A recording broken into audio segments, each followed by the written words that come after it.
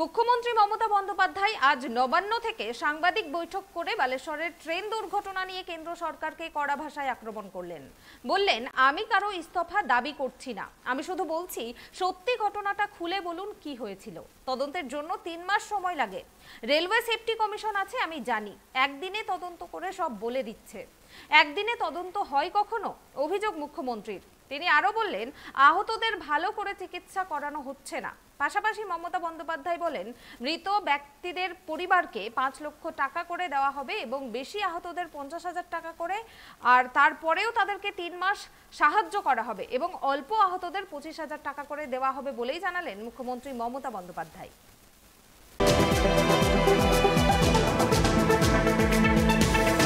আমরা অ্যাক্সিডেন্ট ঘটার পর থেকে কন্টিনিউয়াসলি মনিটরিং করছি ঘটনাটা, কারণ এটা খুব দুর্ভাগ্যজনক ঘটনা এবং প্রচুর মানুষের প্রাণ এতে গেছে। প্রচুর পরিবার আজও জানে না তাদের পরিজনরা কোথায় আছে।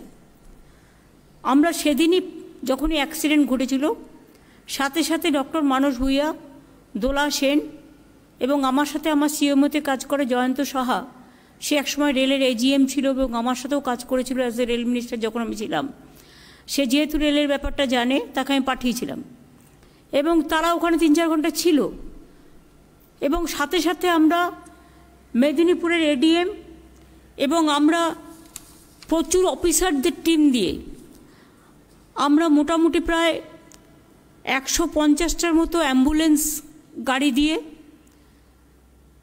50-এর মতো ডাক্তার পাঠিয়ে, নার্স পাঠিয়ে, অন্যান্য ট্রিটমেন্টের লোক পাঠিয়ে, বাস পাঠিয়ে, যা যা প্রয়োজন ডিজাস্টার টিম পাঠিয়ে আমরা রাত্রির থেকেই রেস্কিউ অপারেশনে সাহায্য করি।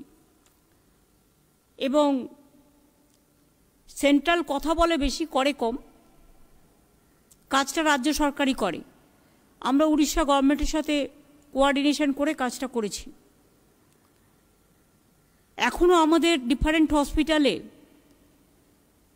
মানে সব খোঁজ এখনও পাওয়া যায়নি, কারণ আপনারা জানেন যে যারা করমণ্ডলে বা ব্যাঙ্গালোর জিও এক্সপ্রেসে যাচ্ছিল, তাছাড়া একটা মালগাড়ি ছিল, তাছাড়াও অনেক আনরিজার্ভ কম্পার্টমেন্ট থাকে যেখানে অনেক লোক উঠে যায়, তাদের তালিকা থাকে না, সেটা দেখে নিতে হয়। মিসিং হলে তখন দেখে নিতে হয়। সেসব লিস্ট এখনও আমাদের হাতে আসেনি। আমাদের 24 ঘন্টা মনিটরিং সেল চলছে। খড়গপুরেও আছে, সাঁতরাগাছিতেও আছে, হাওড়াতেও আছে, নবান্নতেও আছে। এবং আমাদের কয়েকজন আইএস অফিসার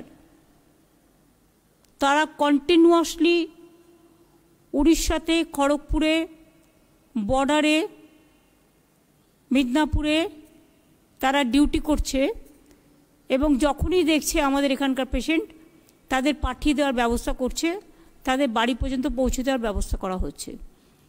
কালকেও প্রায় 700-800 জনকে নিয়ে এসে আমরা তাদের বাড়িতে পৌঁছে দিয়েছি পশ্চিমবঙ্গ সরকারের পক্ষ থেকে। আমরা একটা বলেছি, যেটা আমি যখন রেলওয়ে মিনিস্টার ছিলাম, আমি পরিবার প্রতি একজনকে চাকরি দিতাম যখনই কোনো অ্যাক্সিডেন্ট হতো। আর আমার সময় তখন নতুন সিগন্যাল সিস্টেমও ছিল না, ম্যান্ড লেভেল ক্রসিং খুব কম ছিল, সব unmanned.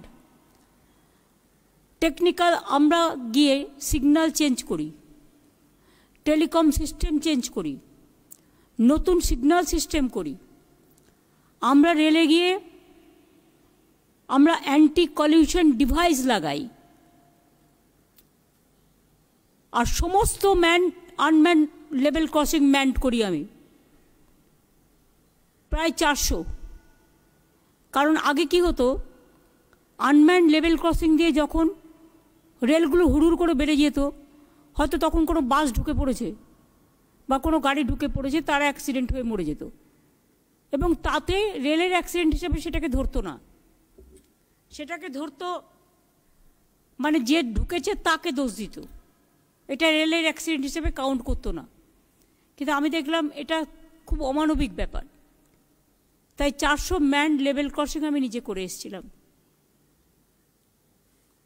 Anti collision device Konkan রেলওয়েকে দিয়ে আমি নিজে মাডগাঁও গিয়েছিলাম এবং সেখানে গিয়ে আবিষ্কার করে আমরা প্রথমে দেখলাম এটা সাকসেসফুল হয় কি না। যখন সাকসেসফুল হলো সেই তখন থেকে এই anti collision device, new tech signal system, unmanned level crossing manned করার পর থেকে রেলের অ্যাক্সিডেন্ট অনেক কমে গেছে। এটা কারোর কৃতিত্ব নয় এবং বর্তমান সরকারের তো কৃতিত্ব নয়ই। এরা তো রেলের জন্য কিছু করেনি, উপরন্তু রেলটাকে জলাঞ্জলি দিয়েছে। যারা যখন ট্রমায় এসছে বা যারা 100 দিনের কাজ বন্ধ হয়ে যাওয়ার জন্য বাইরে যাচ্ছিলেন পরিযায়ী শ্রমিক, তারা তো একটা ট্রমায় আছে। এত বড় একটা ঝাঁকুনি। আমি তো পরিবারদের সাথে দেখা করতে গিয়ে কাল দেখলাম কারো মাথায় একটা পট্টি বাঁধা আছে, মানে এমনকি ভালো করে ওষুধটা পর্যন্ত দেওয়া হয়নি। ইনজিওর যে জায়গাটা, ইনজুরি যে জায়গাটা, সেই জায়গাটাকে ক্লিন আপও করা হয়নি।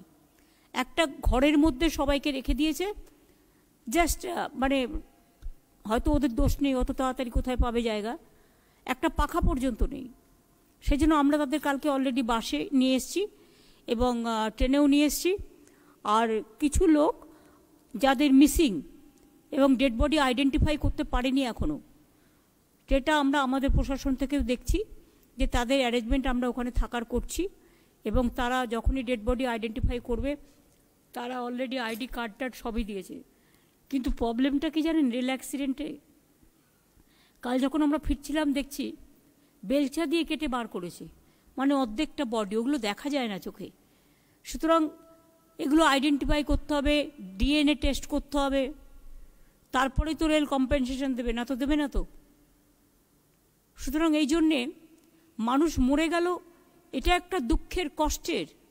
আবার তারপরে মিসিং কখন পাবো, কখন বডি হাতে পাবো, কখন ডিএনএ টেস্ট হবে যে সত্যি ম্যাচ করছে কি না, এইসব করতে করতে আরও কষ্টজনক দিন আরও তাদের জন্য অপেক্ষা করছে। এই সময় আমাদের সাহায্য করা উচিত না আমাদের ঝগড়া করা উচিত?